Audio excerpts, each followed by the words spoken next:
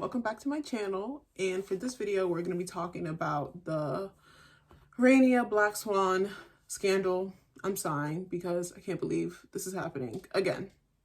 But let's get into the video. Before we start, make sure you like, comment, and subscribe. So Rania is a group that first debuted 2011, so obviously 2020. They came back October 16th, 2020 this year. They renamed themselves Blackswan. Completely new lineup. Some members that have been in the group previously. They had a new song called Tonight. It was doing well. The biggest new thing is that they have a new member who is Black. She's Senegalese, FATOU, which is really good, really exciting. Their song Tonight, it was promising. Things are going great. Scandal time. So basically, November 9th, news broke that one of the members, Hyeme, scammed like a businessman out of like 500 million won or something, which is like almost $12,000 or something. It was a lot of different amounts. And now basically like her contract has been terminated. The group is now on a temporary hiatus, which is crazy because it's like, you guys just had to come back. You can't be on a hiatus. You're supposed to be on music shows promoting. Like, so we're just going to start from the beginning. So Rania first began a group it was created by DR Entertainment, 2011. Obviously it's 2020 and you guys keep adding members and re-debuting people and it's not working. It's not working. So far, there have been, as of now, 2020, there have been 17 past members of Rania. 17 past, including Hyeme. Because now she's, officially like left the group. Her contract has been terminated with DR Entertainment. I'll include a timeline, a picture of the timeline, so you can see this lineup change. I'm like, this group has been since 2011. Y'all are trying to rehash it.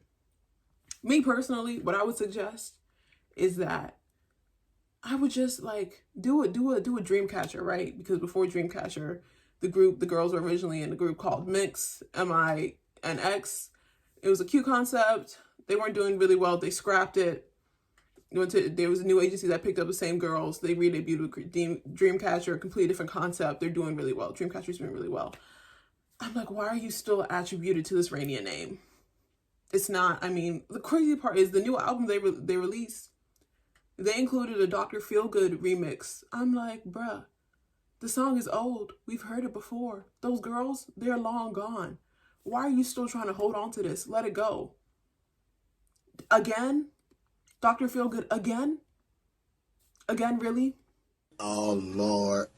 Again. A fucking again. Nothing new, nothing changed, same old shit. Same old fuck. I want to get into something new.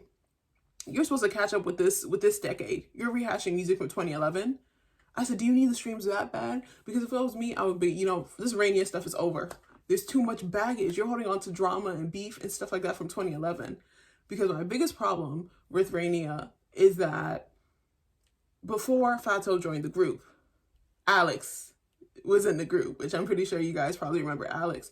And my problem with Alex was that they really just like used her and disposed of her. Like, okay, Demonstrate Promotions, we know like they scouted her late. She did her rap. She only came in for like the last minute or 45 seconds of the song. And then the next few songs going forward, she only had her rap and then she would just go stand in the corner. What's up with that? I said, so you just want to use her as like a token person in the group? I said, oh, listen, all publicity is not good publicity. Because then once she ended up leaving the group because like she was basically like unofficially kicked out or something happened, but they were still using her voice on the track. I said, like, they lost. People stopped following because they're like, you're mistreating her. Like, you made her move all the way here.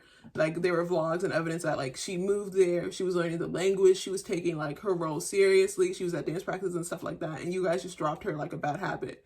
Like, he just used her for that extra, all the news, like, oh my gosh, the first Black girl in Kpop, blah, blah, blah. Y'all just used her for 30 seconds and literally, like, cast her away. You threw her to the side. That's why when I was like, okay, FATOU's debuting, like, that's going to be great. But then when I saw it was the same group and the same company that handled the Alex situation, I said, so how do we know history's not going to repeat itself? Because they could do it again. Because FATOU joining the group gave them a lot more traffic because people are obviously checking it out. They're checking Blackswan out. Me personally, I would have just let Rania go.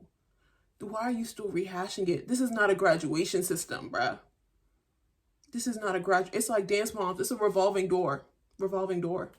Somebody leaves, somebody gets replaced. Somebody leaves, somebody gets replaced. I said, bruh, this isn't like, it sucks. Because now they're on, the entire group is on a hiatus. Because now I'm like, they're supposed to be doing promotions, but now since Hyeme left, I said, dang, y'all gonna have to change the formation from 5 to 4. You're gonna have to redo the lines. You're gonna have to change the choreography. Who has time to do that? Bruh, I said, it's just so bad. Because now they're saying they have a legal advisor and they're gonna go to court about it. I'm like, you don't have any money to do that? Did you see the set of the music video? Bathroom tile? I was like, did y'all shoot it in a prison? Like, what's going on? I said, but you're gonna pursue legal action because the guy's defaming you? Bruh, you took the money. Let's be honest, bruh. You took the money. And even if it's a loan, what means do you have to pay it back? Rania has not a single trophy. You guys are still, bruh, they literally included the Dr. Feelgood remix on the title track, on the track, on the new album. It's 2020. You're rehashing a song from 2011. Let it go, babe. I didn't even know if that one completely, like, can be considered a hit. I said, you guys didn't even re-record it. That wouldn't make sense for them to re-record it, honestly, because then, if they would have re-recorded, then Hyeme would have been on the track, and now she's not even in the group anymore. The jokes, they write themselves. I'm like, are you kidding me? Like, now they announced that they would be temporarily halting all activities as of November 11th, 2020. And they've been posting, statements that they're appalled about the fraud lawsuit. I'm like, bruh, obviously she wasn't using all that money she took to help the group. Because they were saying that she used it to pay for an apartment and things like that. I said, girl, if you're debuting in a new group, aren't y'all supposed to be staying in dorms together and stuff like that to reduce the cost? Like, y'all don't have that big of a budget. You obviously didn't use the money for whatever it was supposed to be used for. Because it reminds me of what happened with Ellen and Kpop. She had like a similar lawsuit, but hers was a little bit different because she does streaming on like Twitch and Africa TV and stuff like that.